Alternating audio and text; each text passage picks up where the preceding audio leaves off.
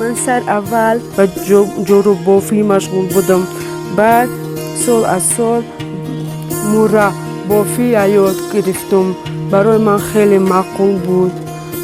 بعد سال دیگر بعد امین لختک ها که خرگوشک ها که تیار کردم من اینا را به توریسم می فروشم.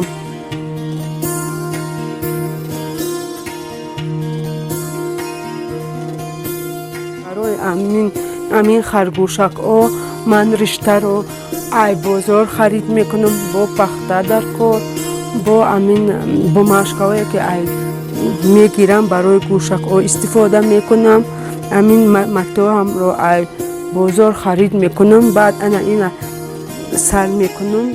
این خرگوشک چند خرگوشک ها میکنم در شهر خروق در یک مغازه دپامیری از من اونو خرید میکنن. Гульнахму замечательный человек. Она сама училась в институте, она закончила с такой возможностью. И я